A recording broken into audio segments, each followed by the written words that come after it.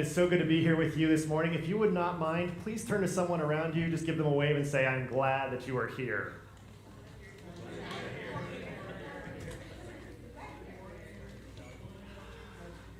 A few things to tell you about Paradox Church. Welcome, we're glad that you are here. We are going through a season of discussion groups right now. We have online discussion groups as well as in-person discussion groups. We'd love for you to join one, or if you're thinking of starting one, we'd love for you to join this. We're going through the end of Easter season, which ends around May, and we'd love for you to join via that group. Also, I just want you to know we are having a very special Easter weekend celebration like we do every year here at Paradox. On Friday night, April 7, we are celebrating Good Friday by joining together with 6 other churches, and we do a ecumenical service with all these other churches down at Redlands First United Methodist. We'd love for you to join us. Saturday morning, we have our church as scheduled here at 10 a.m. on Saturdays, and then on Sunday morning at the ripe time of 6 a.m., can I get a hallelujah? Oh, wow, that was way more enthusiastic than I expected. We are going to have some breakfast burritos shortly after we celebrate the resurrection of Christ, because those two go hand in hand, and I know you know what I'm talking about. Also, just want to say thank you to all of our volunteers that make Paradox possible. We are looking for camera operators, and if you're thinking to yourself, I don't really know how to run a camera, but I have a willing heart, then you, my friend, are the right person.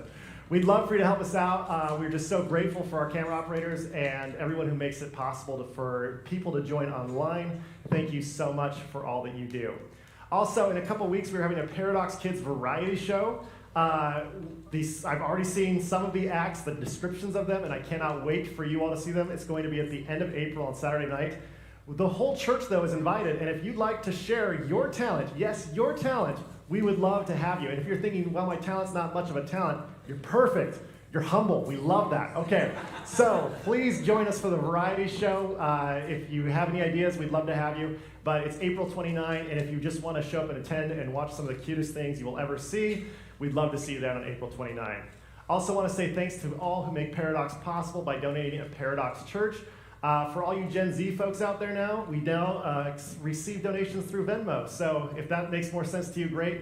If not, there's also mailing in or giving online, or you can give in person here as well. And we just want to say thank you for your generosity. Last September, we finished a 9-year sermon series through the entire Bible. Each of these tiles represents a different book of the Bible. And then in November of last year, we started a 3-year sermon series through the Lectionary and Liturgical Calendar. Right now, we are in the season of Lent, and we are in the first year of that 3-year series. And we will talk about what Lent is here at length when we go through this service. Leading us through this music, through this worship service through music, are our wonderful, wonderful musicians, which are Nishino, Jeremy Kim, Maddie Condon, Jasmine Bilbao, Izzy Fick, and Matt Smith. We are so grateful that you are here this morning. In addition, we have liturgists who will be reading through the text that has been assigned by the lectionary. That is Donna, Hadley, Aashish, Abraham, Tammy, Mathis, and Roger Hadley. We are so glad that you are here as well. Okay, more excitement for the liturgists. Yeah, we'll get there. It is a talent. It is a talent. And we are in the season of Lent, as I said earlier, and during Lent, we really focus and reflect on the humanity of Jesus Christ and our own humanity as well.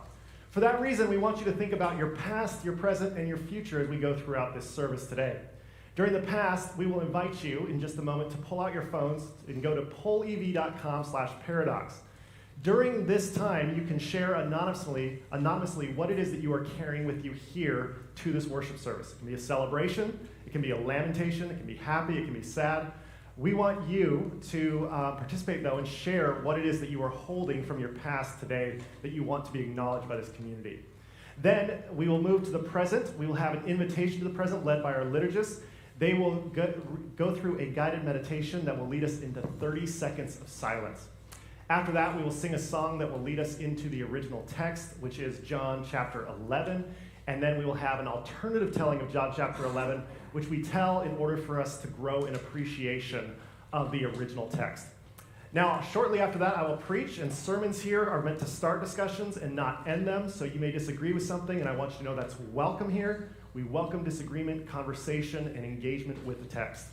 At the end of the sermon, we'll invite you to think about what this means going forward by doing another poll through pollev.com/paradox, and then we will do a farewell, all in an effort to help you make peace with your past, your present, and your future. And I hope that from here, that our time together will help you to become a more loving person, because that is what I bring every worship service, with the hope that this can help me become more loving as well. So this time we invite you to pull out your phones and share with us what it is that you are carrying here with you today. And we cannot thank you enough for being here with us at Paradox. May we help you become more loving people as we help ourselves for the same. Amen.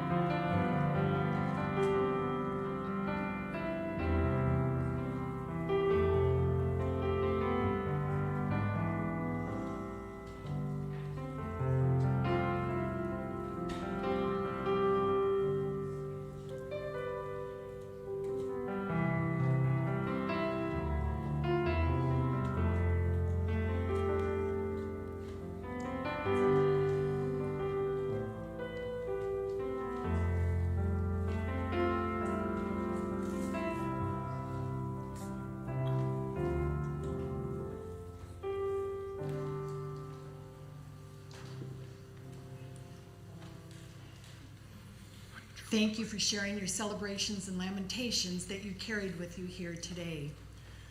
No matter what you are carrying, you are welcome here. And no matter what you are feeling, you are not alone. At this time, we want to invite you to be with us in the present, right here, right now. All week long, we are bombarded with noise. Retail stores take every effort to make sure we do not shop in silence. So they install speakers in the parking lot which play music 24/7. By speaking just a few words into our phones, we can listen to just about any song recorded in human history. There seem to be more podcasts than there are stars in the sky. And we can hear just about any person's opinion on any topic at any time we want. With the plethora of voices singing and speaking all around us during all hours of the day, there can be a temptation that arises. We are tempted to believe that our voice doesn't matter. But my friends, your voice matters. And if you stop singing or stop speaking, all of us lose something. In just a moment, we are going to sit together in silence for 30 seconds. During this time, we want you to feel the weight and the value of your voice inside you, even though you're not saying anything at the time. Marvel at how beautiful the art of language is. Recognize the wonder of what it means to form a complete sentence in ways that no one else has before. Your voice is beautiful, and we are glad your voice is here with us today. If you did not show up today, then our church would sound different. To demonstrate this, we are going to sing Communion, one of our favorite and most well-known songs at Paradox after our time in silence. As we sing, listen to your own voice and appreciate how it contributes to the larger whole in its own unique way. After all, if you weren't here, then our song would sound different. Not only that, but listen to each other's voices. Appreciate how they contribute to the unique sound of the song we sing together. And if you are thinking, oh, I can't sing very well, then you have missed the point. Because only you can sing like you, and we want to hear your voice because your voice matters. Your voice is a gift from God, and we are honored to have your voice in our choir this morning. So please, join us as we sit in silence together, and then, shortly thereafter, sing with the volume that trusts that your voice matters to this community and to the world beyond.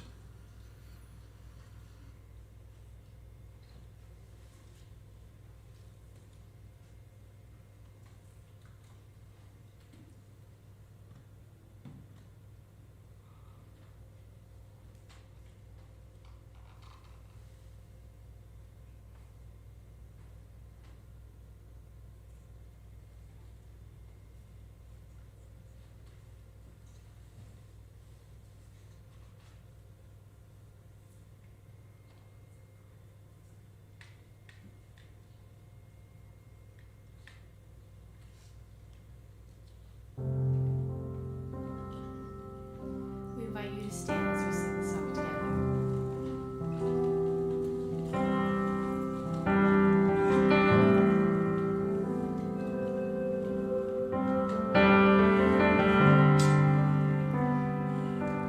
Take me back to the garden.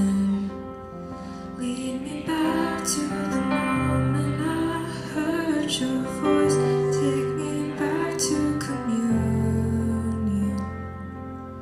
Lead me back to the moment I saw your face. And it was all so simple. It was easy to love. And no space between us. It was easy to trust. 'Cause you are closer, closer than my skin. You are in the air I'm breathing in. Here's where the dead things come back to living. I feel my heart beating again. It feels so good to know you are my friend. This is the garden. Here in the place I find you close. This is communion. Here in the place I'm fully known. And it was all so simple. You're so easy to love. No space between us. You're so easy to trust.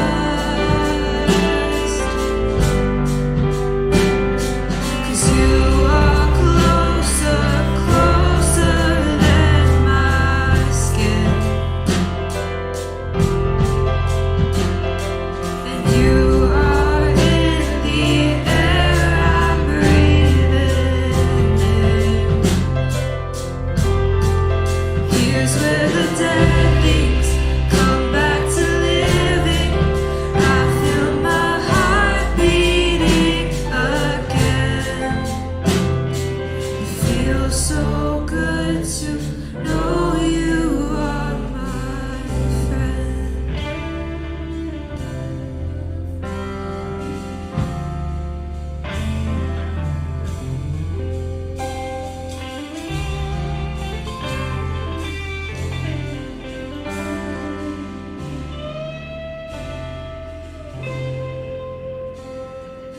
This is where I'm meant to be.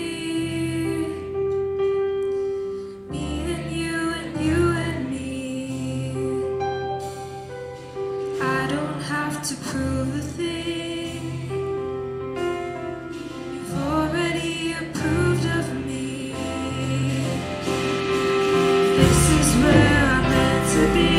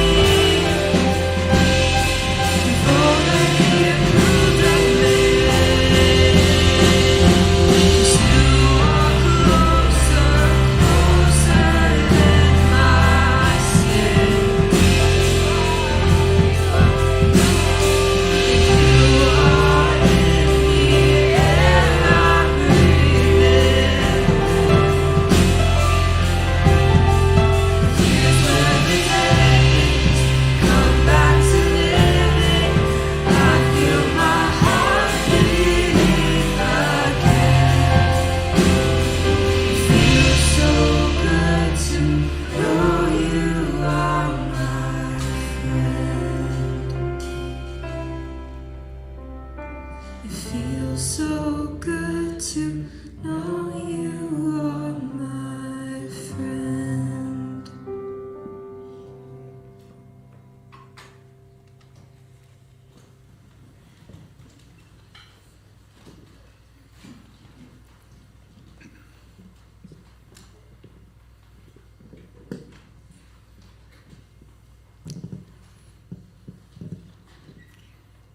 A reading from John chapter 11, verses 1 to 45. There was a certain man named Lazarus who was sick. He and his sisters, Mary and Martha, were from the village of Bethany. Mary was the one who had anointed the feet of Jesus with perfume and dried his feet with her hair. And it was her brother Lazarus who was sick. The sisters sent this message to Jesus. Rabbi, the one you love is sick. When Jesus heard this, he said, This sickness will not end in death. It is happening for God's glory, so that God's only begotten may be glorified because of it. Jesus loved these three very much, yet even after hearing that Lazarus was sick, he remained where he was, staying for 2 more days. Finally, he said to the disciples, Let's go back to Judea. The disciples protested, Rabbi, it was only recently that they tried to stone you, and you want to go back there again? Aren't there 12 hours of daylight? Those who walk by day don't stumble because they see the world bathed in light. Those who go walking by night will stumble because there is no light in them. Our beloved Lazarus has fallen asleep. I'm going to Judea to wake him. The disciples objected, but Rabbi, if he's only asleep, he'll be fine. Jesus had been speaking about Lazarus' death, but they thought he was talking about actual sleep. So he said very plainly, Lazarus is dead. For your sakes, I'm glad that I wasn't there, that you might come to believe. In any event, let us go to him. And Thomas, the twin, said, Let's go with Jesus so that we can die with him. When Jesus arrived in Bethany, he found that Lazarus had already been in the tomb for 4 days. Since Bethany was only about 2 miles from Jerusalem, many people had come out to console Martha and Mary about their brother. When Martha heard that Jesus was coming, she went to meet him, while Mary stayed home with the mourners. When she got to Jesus, Martha said, If you had been here, my brother never would have died. Yet even now, I'm sure that God will give you whatever you ask. Your brother will rise again. I know he'll rise again in the resurrection on the last day. I am the resurrection. Those who believe in me will live even if they die. And those who are alive and believe in me will never die. Do you believe this? Yes, I have come to believe that you are the Messiah, God's only begotten, the one who is coming into the world. When she had said this, Martha went back and called her sister Mary. The teacher is here asking for you. As soon as Mary heard this, she got up and went to him.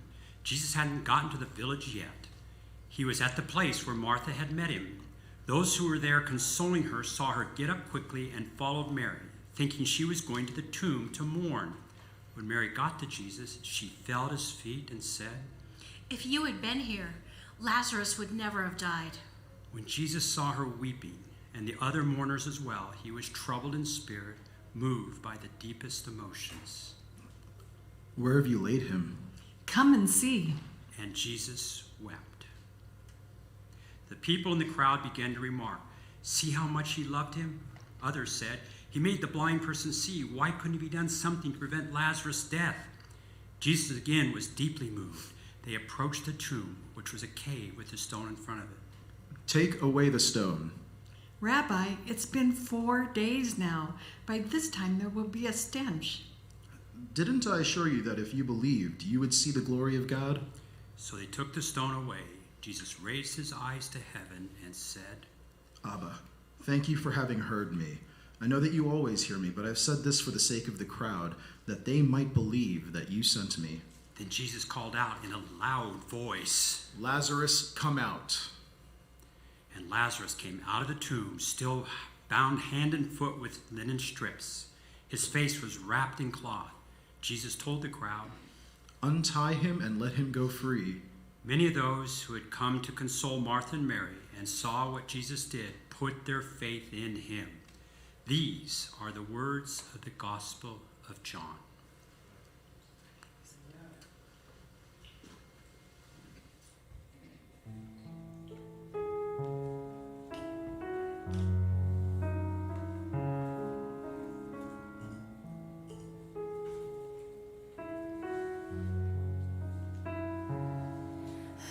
There's something out there calling my name. No matter where I turn, it all looks the same. I never sleep at night, I just stay up and wait. But the burning in my blood never came. Will I know it? Will I know it? Will I know it when I see it? Will I know it? Will I know it when you're here? I need you now. I need you more than ever before.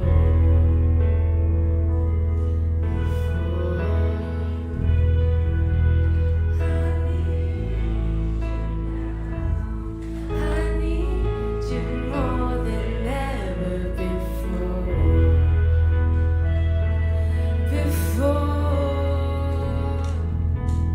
The devil takes my hands and what I should be. The devil takes my hands, says child of me. My body shivers and aches, I can't be free. Why do the things I hate come so naturally?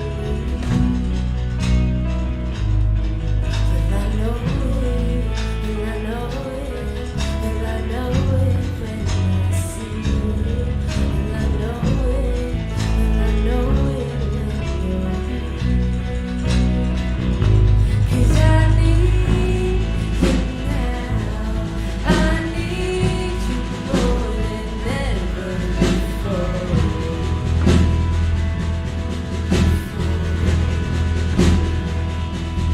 I need you now. I need you more than ever before.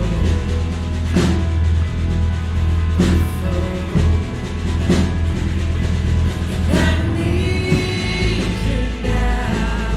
I need you more than ever before.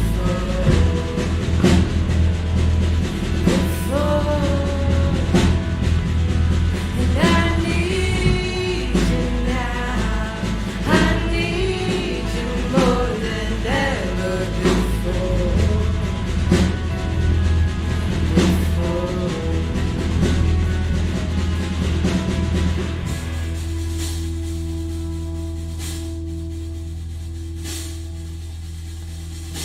And we see the light, we're going home. We'll dance on a grave to the bodies below. We'll sing glory and hallelujah.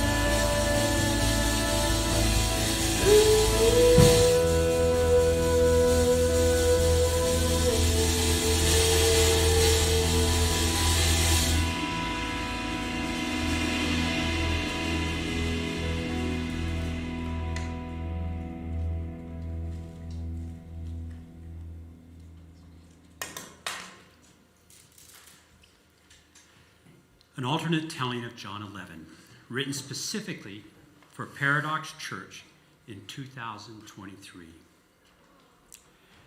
There's a certain man named Lazarus who was sick. He and his sisters, Mary and Martha, lived in the village of Bethany. The sisters sent this message to Jesus. Rabbi, the one you love is sick. When Jesus received this message, he felt exhilaration like electricity in his veins. This exhilaration stemmed from the opportunity of Lazarus' sickness. Lately, Jesus felt God calling him to raise someone from the dead. If he performed a resurrection in front of several witnesses, then others would have to acknowledge his validity as the Son of God, and they too would believe. So in great faith, Jesus turned to the messenger and asked the messenger to return to Bethany with these words. I bring good news, my sisters, for Lazarus' sickness has occurred for the glory and honor of God. I will remain here for 3 days. During that time, your brother will pass away, but on the 4th day I will arrive in Bethany. Walk up to your brother's tomb and confidently say, Lazarus, come out, and your brother will live again. There is no need to worry, for God has chosen you, O favored ones, to witness a resurrection firsthand." With that, the messenger set off to Bethany with the message for Mary and Martha. About 5 hours later, the messenger arrived in Bethany and told the sisters Jesus' plan. The next day, Lazarus died. 3 days later, Jesus and his 12 disciples walked into Bethany. Martha rushed out to greet them and said to Jesus, Jesus, we received your message. From the moment it was read, I never doubted. I am sure that you will deliver on your promise and raise my brother from the dead. I believe in you, Jesus, and I believe in the resurrection that you have promised. Blessed are you, Martha, for having great faith. Your faith will be rewarded, and your brother will rise again. Praise Jesus. Now go and fetch your sister. I want to see Mary. Jesus noticed the smile on Martha's face twitch a little as she heard Mary's name. But then Martha turned, walked back to her house, went over to the bed Mary laid on, nudged her sister, and said, The teacher is here asking for you. As soon as Mary heard this, she got up and went to him. When Mary got to Jesus, she collapsed at his feet and wailed loudly. After several indecipherable noises, she shouted, Where the hell were you? If you had been here, Lazarus would not have died. I asked you to help him, and you did nothing. In an instant, all of the electric exhilaration in Jesus evaporated into the cold vacancy. But Mary, he will rise again. That's easy for you to say. Did you watch his body decay into lifelessness? Did you hold his hand while he died? Did you hear the trembling in his voice as death approached? Of course you didn't, because you weren't here. But Mary, don't you see how this is all part of God's plan? I would give anything to never be part of God's plan again. Jesus, Lazarus has been sick for 3 weeks. He's been dead for 3 days. I started crying 24 days ago, and I haven't stopped since. I understand you're scared, Mary, but God will guide you through this fear. Is that what you think this is about? Fear? Jesus, do you have any idea how many times I've gone looking for Lazarus in the past 3 days, only to remember that he's dead? Come on, Mary, let's go to the tomb. Not until you answer for why you made me go through this pain. Come on, Mary. Come on, let's just go to the tomb. And so Jesus took 3 steps towards the tomb, and then Jesus stopped moving. He cried. He wept. He wailed, and he grieved. He turned around, embraced Mary, and they cried together. Jesus sat with Mary for another hour, and another hour.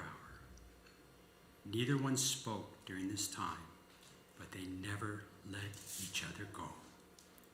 Finally, as the sun began to set, Jesus squeezed Mary's hand.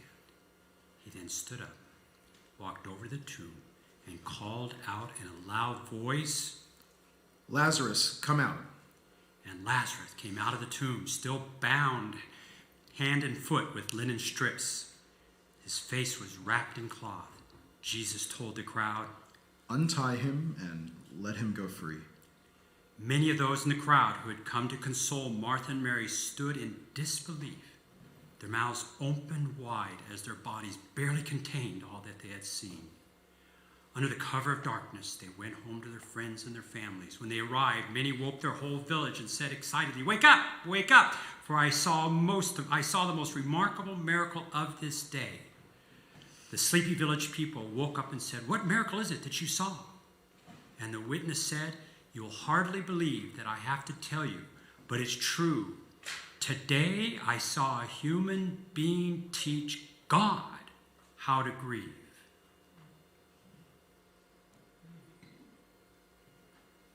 May this alternate telling help you grow in appreciation for the original text of John 11.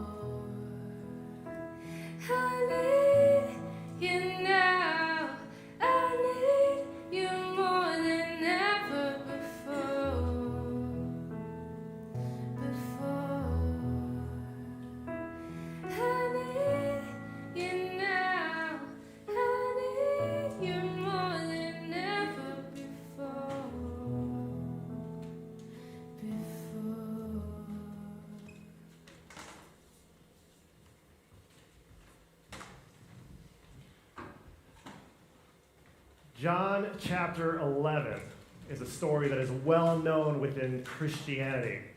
It is a story about Jesus going and resurrecting his friend from dead. And what is interesting about this story is that I grew up in church school hearing this story very frequently. And the question, of course, was, do you believe it? If the answer was yes, then I got to be in the club. And if the answer was no, well, my impending death was not far away. And when I look at this story today and what it actually says to us now, I realize that this story has a lot to teach us about life, as long as we just start with one simple assumption. The assumption is about the author, John the Apostle. And I want to invite all of you to start with this same assumption with me as we look closely at this story. I'd like for all of us to start with the assumption that John is a master storyteller. Let's assume that he knows what he's doing as he's telling us this story, because he recorded this story decades after it happened, 7 decades at the earliest. And so when he goes back and he remembers this story, let's just trust that he is the Steven Spielberg of his day, because his story has lasted now for 2,000 years, which is rather impressive, isn't it? The reason I'm asking you to start with this assumption is because it allows us to trust John and lean into the metaphors, the symbolism, the beauty of this story in a way that unfolds to prove a rather profound point, in my opinion. So, with that in mind, we'll turn to John chapter 11, verse 1. We read, "There was a certain man named Lazarus who was sick. He and his sisters, Mary and Martha, were from the village of Bethany." Now, Bethany was a real place at a real time with real people. If we go back about 2,000 years ago, Bethany was right here, just to the east of Jerusalem. And we find that Jesus is at the Jordan River, which is where the blue star on the map is. And it's here that Jesus is about 5-6 hours away if he's hustling, more likely a day's journey by the way the map is laid out. Now, the sisters then send a message to Jesus. "Jesus, Rabbi, the one you love is sick." When Jesus heard this, he said, "This sickness will not end in death." He said this to his disciples.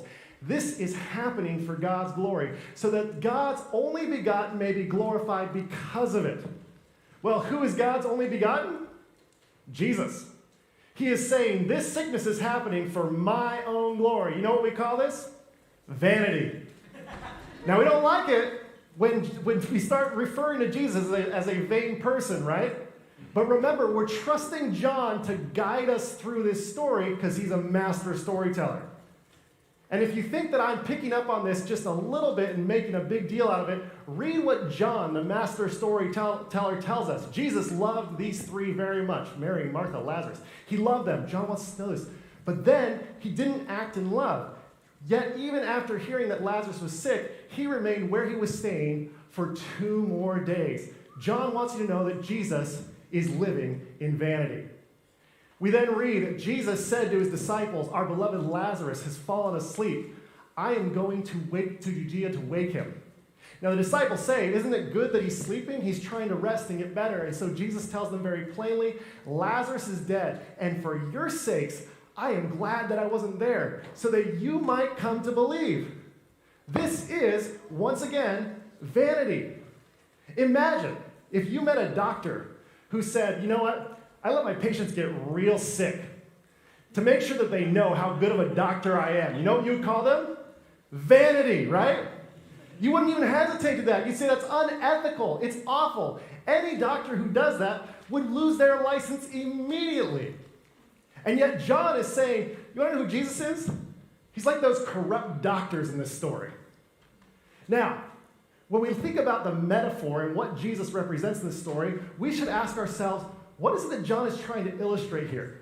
And in my opinion, Jesus in this story represents something rather strange. So much confidence in one's belief about the will of God that one's religion becomes an exercise in vanity. That's what it's like, he's saying. This is who Jesus is in this story.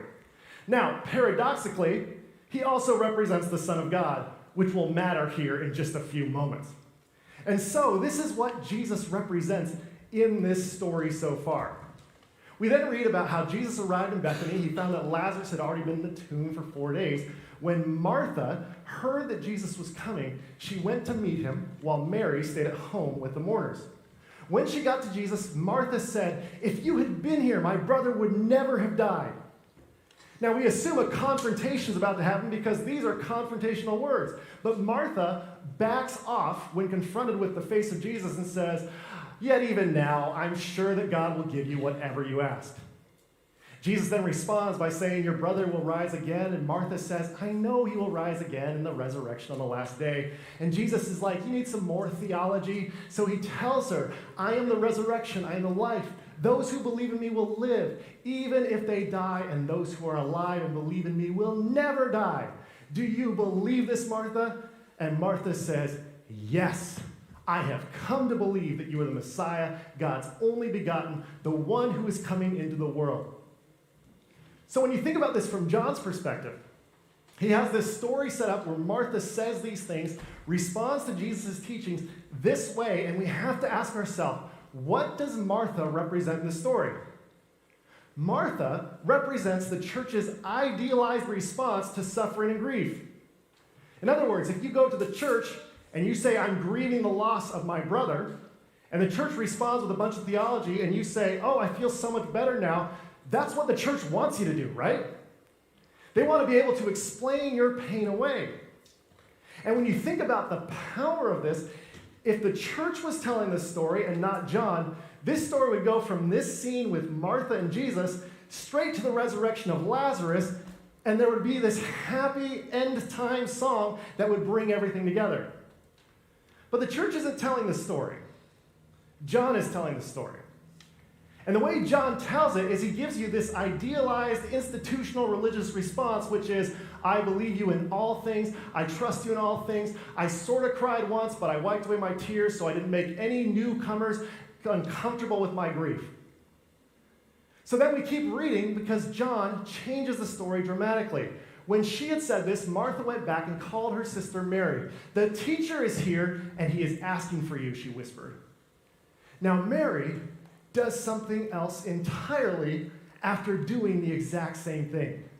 We read, "As soon as Mary heard this, she got up and went to him. When Mary got to Jesus, she fell at his feet and said, 'If you had been here, Lazarus never would have died.'"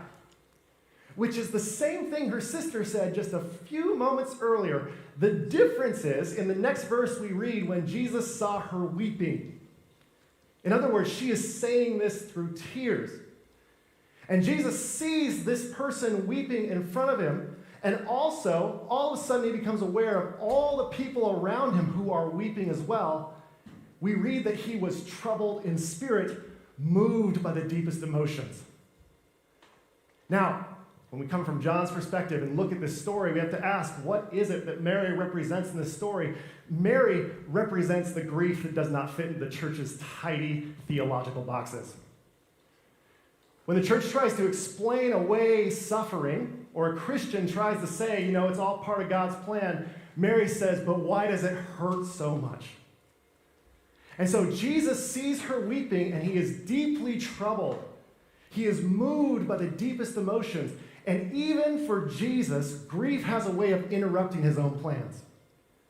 And so rather than giving her theology, he asks, "Where have you laid him?" And the people around him say, "Come and see." And we read the shortest verse in the Bible, "And Jesus wept." My friends, for me, the miracle of Mary teaching Jesus how to grieve is far more impressive than the miracle of Jesus raising Lazarus from the dead.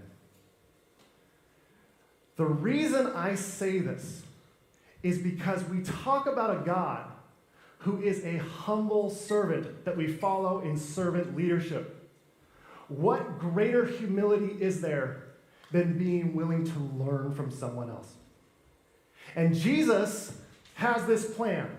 It's outlined. Everything's going to go according to plan. It's the right thing. Everything's going to go according to plan. And people are going to believe in droves when they see Lazarus come out of that tomb. And yet, he gets there, and grief interrupts his plans. And he begins to weep himself. My friends, this is a story about the sanctity of grief, about the sacredness of tears, about the holiness of mourning. And when you look at this story, there's a story about the death and the resurrection of Lazarus. And between these two markers is 4 days. Now, these 4 days, I believe, are symbolic. It could be 4 days, it could be 4 years, it could be 4 decades. Whatever it is, there is a time between death and resurrection. And so often religious people only think Jesus shows up on this side, on the resurrection, but this story says, no, Jesus is right here. Jesus is in the time between death and resurrection. When you grieve, you can find Christ right there. This is a story about the sanctity of grief. When you look closely at what happens next, there is a crowd around. They see Jesus weeping, and there is wisdom in this crowd. The wisdom of the crowd comes forward and says, see how much he loved him. And when they say that, they are acknowledging what we do when we grieve or why we grieve. After all, there are lots of people dying right now. And the only way we function is the fact that we grieve those who we love, those who we know, those who we can put a face to the name. And so when they tell us this, we read these words and we realize that you do not need to feel ashamed of the grief you carry with you, because Christ is in the middle of that, and in the middle of that is love. Because if you grieve the loss of someone, it's because you love them. And when you go to a funeral and you cry, the reason why is because you love the person who you have lost. Now, shortly thereafter, the crowd says something else that is pretty profound as well. They look around and they say, why is Jesus crying? This is the guy who opened the eyes of the blind. Couldn't he have done something for Lazarus? It's almost like they are the logical people in the room. And when you think about what this story is telling, and especially the fact that John includes that question, you realize that what they are saying is that Jesus had this plan of going and raising Lazarus from the dead. And then it got interrupted by grief. And while Jesus had to go there and say, I can convince these people and get things right, it all of a sudden got interrupted and he realized there was a different priority that he had to live by. In other words, if you have a desire to help others believe, it always takes a backseat to empathy as a follower of Christ. Every time. And I have found that a lot of people, specifically Christians, when it comes to funerals, they want so desperately to say the right thing, so they say things like, hey, it's all part of God's plan. What I have found is that when they say that, they are often making themselves comfortable with the grief they are seeing in the person in front of them. And when I see that and it unfolds, we have to remind ourselves, it's not the most important thing to hold our theology together at all times. It's much more important to practice empathy in the time between. Additionally, when we think about this story being about the sanctity of grief, it teaches us one other thing, which is there are few gifts greater than another being present with you in your grief. There are few things that are a more extravagant gift than people giving their time and being willing to sit right next to you as you weep. I point this out because when we look at how we act when we are grieving, we often tell people when we are crying, I'm so sorry, oh, I'm sorry, as you try to wipe away tears. That message is, I am inconveniencing you, I am sorry, I'm trying to hold it together, this grief really isn't that important, there's other things we have to get to. I think a much better way to approach grief is rather than apologizing and saying, I'm sorry, is instead to say, thank you for sitting with me. Thank you for listening. Thank you for hearing me out. When we talk about the sanctity of grief, there is a deep reverence and respect that we have to hold when it comes to our process of grieving, because our society doesn't give many spaces for us to grieve. Our whole family systems, our whole structures, everything we encounter doesn't really handle our grief very well, and yet we have this story that teaches us that Christ is found in the middle of our tears. Now, about 2,000 years after this story, I came across another story that also talks about the sanctity of grief, and it reminded me so much of John 11 that I wanted to share it with you this morning. This is from a blog on the internet called Rockstar Ronin, and it begins all the way back in August 13 of 2010. Now, the mom, Maya Thompson, She started this blog when she found out that her son had an illness. We read on the blog, as I was taking the boys' Christmas card picture, I noticed Ronan's left eye looked a little off. Ronan had been diagnosed with stage 4 neuroblastoma, a rare but most common childhood cancer. We know we are going to beat this. Day 1 of this journey begins with all kinds of confidence, this assuredness that everything will work out. And after this, we read blog post after blog post. You can see how many days have different blog posts. She's blogging every day, updating people about Ronan's journey, and he becomes more and more entwined with the hospital system, and more care continues to grow. And yet she celebrates things along the way, like on October 31 when we read, Ro was able to trick or treat and everything. But then a few months later, things took a turn for the worse. And in February, she writes, Dear Cancer, I will never love you. You will never be my friend. You've taken my beautiful life and ripped it into shreds. And then just 3 months later, in May of 2011, Ronan passed away. And she wrote this blog post about it. Where is Ronan? This is what I asked my husband, and he just starts to cry. Then I remember, Ronan is gone. In her grief, she writes this, the day of her son's death. If you see me, please don't be afraid to come up and tell me hello and hug me. Please don't be afraid to tell me how sorry you are because of the pain you know we are all in. But please do not tell me things like God has a bigger plan for Ronan, how he belongs in heaven, how he is happy with God now, because all of those things just piss me off, and I will punch you. She wrote then, this will never make sense to me, and as I know, our family did not deserve any of this pain, especially not Ronan. Well, it's here that you would assume that the blog ends with this tragic note of Ronan's death. And you think about the weight that Maya Thompson had on her as a mother who had to say goodbye to her son, and it's one of the worst things a human being can experience in this life. But the next day, she posted about her journey through grief. And the next day, and the next day. The language is quite colorful, as you would expect for someone who's gone through the worst that humanity has to offer.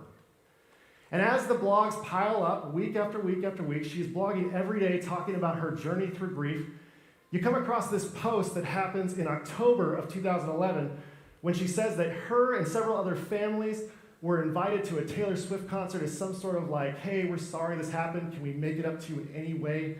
And it's an outreach from the city. And so she was invited to this Taylor Swift concert. She didn't think much of it. And the way that she tells the story, Maya Thompson, is she says that she was sitting backstage with these other families, and I heard this girl come walking in saying, Maya, Maya, Maya, Maya. And she turned around and it was Taylor Swift. And she was like, how do you know my name? And she found out that Taylor Swift had been reading her blog on grief, and that she had specifically asked that Maya Thompson and her family showed up to this concert. Now, Maya Thompson didn't know what to say, as I don't think I would either. And there she was, trying to talk to Taylor Swift, and she processing this whole thing that Taylor had listened to her blog, read her blog, and been through this whole journey with her. And so the next night, Taylor Swift invited her back, and she dedicated a song to Ronan and her family, and she said it was just one of the most moving experiences. And she thought that was the end of it. So she kept blogging about her grief for another year, almost every day for another year, a year and a half after Ronan's passing. When, in September of 2012, Maya Thompson wrote another blog, and she says that she got a voicemail on her phone. She opened it, and the phone began to say, hi, this is Taylor Swift. I don't know if you remember me. And she goes in the voicemail to say, I wrote a song for Ronan. I'm singing for a fundraiser on Stand Up to Cancer, and I'd like to sing this song. Oh, the song is actually composed of your words from your blog, and I've put it to music, and I'd like to credit you as a co-songwriter with me. And so, 5 days later, there was Taylor Swift on national TV singing about Ronan Thompson. And she took words from Maya Thompson's blog, which said, I remember your bare feet down the hallway. I love you to the moon and back. You were my best 4 years. And she wrote about this, Maya Thompson wrote about this in her blog. She said, "This is by far the most amazing thing that I could ever have imagined times a billion." And you'd think, this is the end of the story, right? What a beautiful thing. All of a sudden, this mother who's gone through so much has some joy in her life again. But yet, Maya Thompson keeps on blogging about her journey with grief. And as the blogs go on, it starts getting more sporadic. It was every day, then it becomes every week, then every other week, then every month. And in the once a month blogging's time, about 5 years after Ronan's passing, right before his birthday, she wrote another post where she said, "I'm forever sorry and heartbroken that you were not here to turn 9 with us." And of course she would write that, right? On her son's 9th birthday. And what's interesting is after this, she started writing less than once a month, and she went a long ways from August 2017 to May 2021 without writing any blog. And the reason she started writing in 2021 again was because it was the 10-year anniversary of Ronan's passing. I point all of this out because it teaches us a lot about the sanctity of grief. And the best way I have come across to understand the sanctity of grief is an illustration. I can't find who created it. I looked everywhere on the internet, but it has helped me immensely, and it's called The Ball, the Box, and the Button. So imagine your life as a box, and in the box is a button that is activating your pain that you feel when it comes to grief. And then inside that box is also a ball that bounces around as you go through your whole life. So imagine the loss that you've gone through, right? The first time you go to the grocery store without your loved one is going to bring up some memories, right? And so the ball bounces around and hits that pain button, and you go to the grocery store, and all of a sudden you're weeping in the aisle between bread, right? And yet, as time goes on, what we assume happens is that the pain button gets smaller or the pain gets less intense. But that's not true, is it? What happens is the ball gets smaller as time goes on, and there are less things that hit that pain button, but man, when it hits, like a 10-year anniversary, oh, does it hit. When you encounter something that you never thought was connected to this person that you lost, oh, it hits that button and it's just as intense. And so we come across this 10-year anniversary. Maya Thompson's ball has gotten much smaller, and yet she gets there, and the day before she said she cried all day thinking about Ronan. And she wrote these words to Ronan. She said, "You left me behind, and on most days I am okay. I have learned to carry this grief and carry it well. And on the days where I cannot, like yesterday, I give in to this pain. I let myself weep for your touch, for your voice, your mischievous laugh, and your smothering kisses. My grief is a testament to my love for you. My grief is my superpower. Thank you to all of you who have checked in on us. Thank you for acknowledging the loss of Ronan, and thank you for forever carrying him in your hearts. Your words and your endless support means everything to me. It's one of the reasons that I will not get through only today, but I will continue to get through this life. I love you, Ro. I miss you. I love you. And I hope you are safe." And she posted this picture. When I read this story, I am moved to tears at how much she has brought us along on this journey of grief. And when I read this story today, Maya Thompson reminds me of Mary of Bethany. She has shown us what it looks like to actually grieve, even though we have in our minds that people get over things, don't we?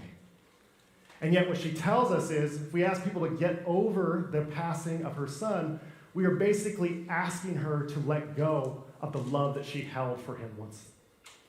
And so Maya Thompson is Mary of Bethany, and if that's the case, then her grief, just like Mary's grief, is holy. And if that's true, then the grief that you hold with you this morning, your grief is holy as well. Your grief and what you understand and weep and don't have answers for, that is just as holy as Mary of Bethany and Maya Thompson. It is worth exploring, opening up, sharing with others, and also listening to others, because we believe in the sanctity of grief. My friends, may we become better at creating spaces for us to grieve. May you personally and generously give your time to sit with another in their tears. And may you always love those whom you have lost, and may you let go of any shame you feel for your tears, and instead hold a deep reverence for the grief you carry. Amen.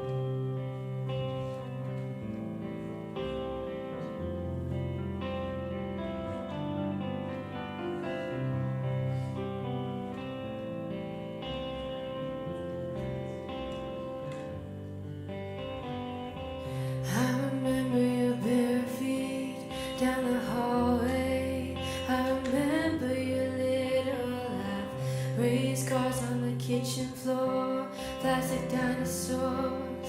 I love you to the moon and back. I remember your blue eyes looking into mine like we had our own secret club. I remember you dancing before bedtime, then jumping on me, waking me up. I can still feel you hold my hand, little man. And even the moment I knew you fought it hard like an army guy. Remember I leaned in and whispered to you, come on baby with me, we're gonna fly away from here. You were my best for years.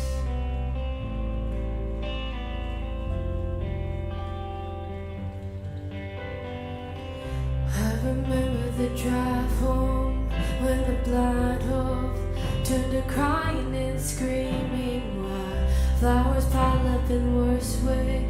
No one knows what to say about a beautiful boy who died, and it's about to be Halloween. You could be anything you wanted if you were still here. I remember the last day when I kissed your face and whispered in your ear, come on baby with me, we're gonna fly away from here. Out of this curtain room in the hospital gray, we'll just disappear. Come on baby with me, we're gonna fly away from here. You were my best for years.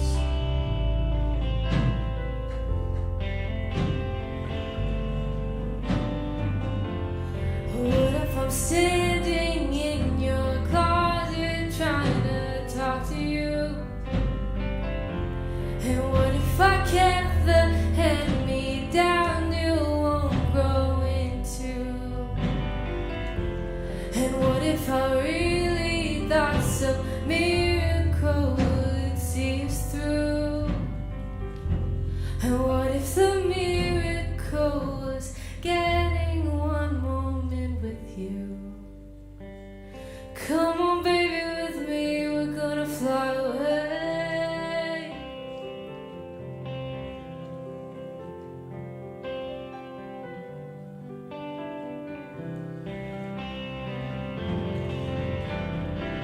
And come on, baby, with me, we're gonna fly away from here.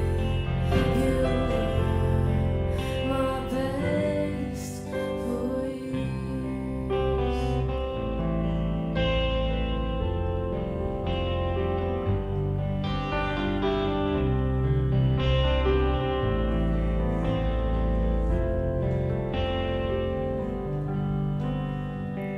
I remember your bare feet down the hallway. I love you to the moon and back.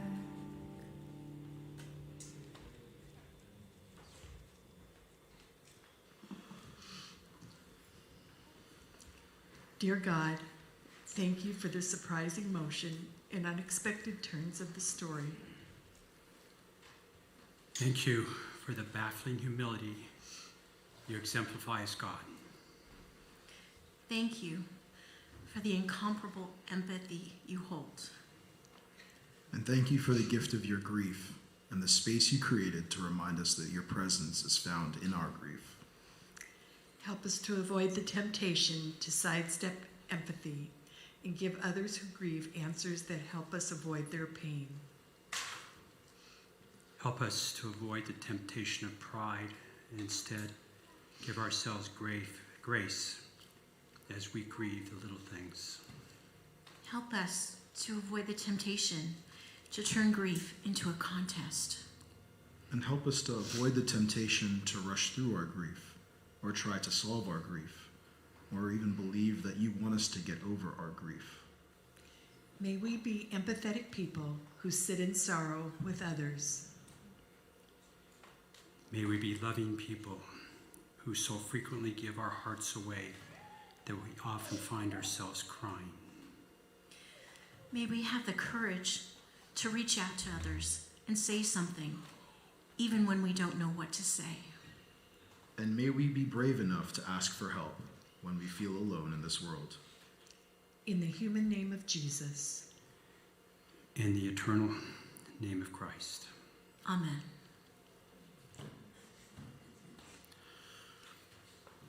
Thank you so much for joining us this morning at Paradox.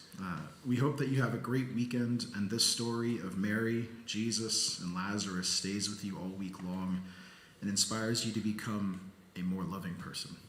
Amen.